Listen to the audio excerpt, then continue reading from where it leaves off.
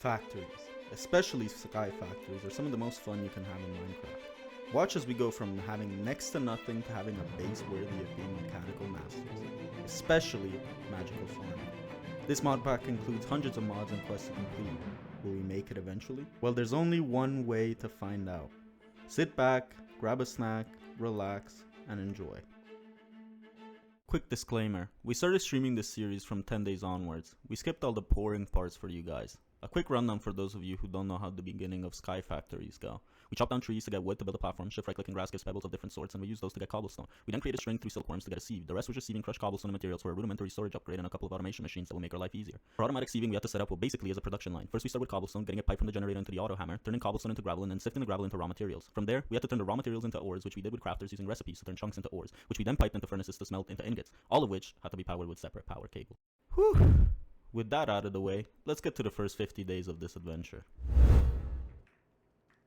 What the hell? This is a zombie villager. Days 10 to 11 were spent getting more dirt by combining 2 pieces of dirt with gravel, getting coarse dirt, and then tilling that to get more dirt. You can alt mine till it. You can. After getting all the dirt we could want, I spent some time sifting it down to get our first sugarcane in order to make our sugarcane farm. This wasn't very fun. So we got on with the farm on days 12 to 13. We created it by using one redstone clock and snad, a variation of sand that converts redstone signals into growth ticks. With the redstone clock constantly sending in signals, we basically had a super quick sugarcane farm and cacti farm once we got the cactus for more sifting. Pipe? What the fuck? Yeah, Bro, do you see the sugar cane? Yeah, I see. There's sugar cane floating in the sky. Oh my god. Do you see that? Why is it there? On day 14, we decided to keep going with automations, this time automating clay by attaching a fluid pipe connected to a sink in a barrel, allowing us to fill it with water. Then all that was left to do was attach an item pipe that could automatically place sand in and give us infinite clay. Why isn't the water gone? What the hell? Here it is in action. There we go. On day 15, we encountered the first of many power struggles of this series. We did not have anywhere near enough power to run anything. This then started what we would like to call our power generation era. As for the next while, we continuously worked on power as we knew that our future machines were going to require a lot of it. So while Hassan got started on power, I created a crusher and biogenerator to create over 200 RF per tick. A very small amount for what we later managed to achieve, however, it upped our efficiency quite a bit. The crusher here takes potatoes and turns them into biofuel, which we can route directly into our biogenerator through item pipes to fully automate it. We know it does not look pretty, but for such a massive mod pack, efficiency is key.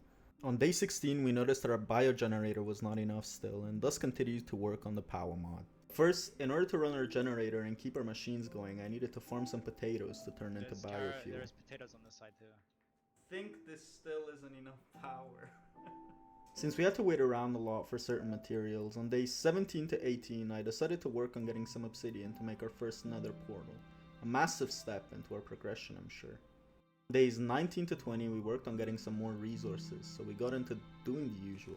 Sifting through sand, as we still had not automated it fully, cutting down trees, and more.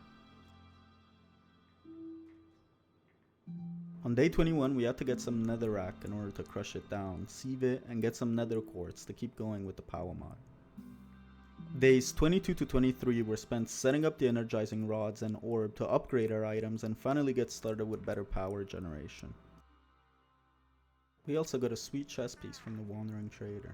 On day 25 I got more obsidian, and we set up our new magmator, which unfortunately was still worse than our biogenerator. So on day 26 it was back to farming potatoes, and I went back to get more obsidian, and on day 27 it was finally time to head into the nether. The big challenge awaited us. And after all that automation, we really needed a change of pace. And so, we headed in. Yep. Oh no. I'm going back. So yeah, the nether was empty, so we decided to go back. As soon as I got back, I got to work on a mod I absolutely despise, Create. And you'll see right here just how much I hate it. No! What? No, we need aluminum plate. So I made some andesite casing by putting andesite alloy on a stripped log, and then made a mechanical press with that. This was going to be necessary to make the aluminum plates. I got to making a platform where I was going to house all of the create stuff that we were eventually going to get into. It started off quite tiny, and then I expanded later on to fit the encased fan that we were eventually going to make. So we placed the water wheel down, and then now we just have to give it some power. To do that, you just have to place a bucket of water 2 blocks high right next to the water wheel. Lines for. I then made more andesite casing for the depot, which we were going to need for our mechanical press. And on day 30, after 2 days of working on Create, we finally had our aluminum plates. On day 31, I began expanding the platform to house our blast haunter, and then made some cogwheels to power the belts. I eventually changed these to chain drives, but I was experimenting. I don't tend to use this mod a lot and tend to avoid it in mod packs that has it, so here I was experimenting with some cogwheels in order to figure out how to set up the blast haunter. On the night of day 33, I realized we needed dried kelp for mechanical belt. So instead of doing that, I went to sleep and got back to working on power, as I did not feel like sifting some more. After more resource gathering, on day 34 I made some steel by combining iron and coal in a metallurgic infuser, and to get enriched iron, and then repeating the process to get some steel. Alright! Phytogenic insulator done. What's that for? On day 35 I made the insulator and duplicated moss. It's still eating more lava than we're producing, by the way.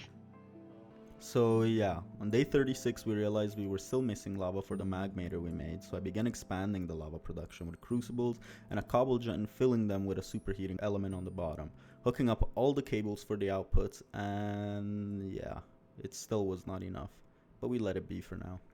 But of course, as the magmator didn't make enough power, on days 37 to 40, yes, the niotic crystals took that long to energize, we focused on making the next tier of power. Ooh, Yeah. I got a niotic energy cell! I got another spirited crystal. On the morning of day 41, I upgraded a generator for our energizing. And then got on with getting more obsidian for more machine upgrades. If I go like this, then I go like this, then go like this.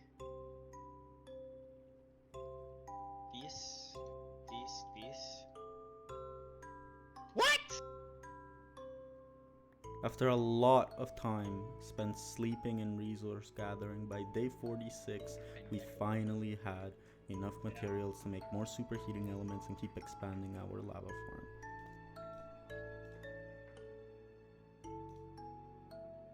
The power of friendship. And thus, our 50 days were over. But this is only the beginning of this journey, as we have already played 100 days. Stay tuned.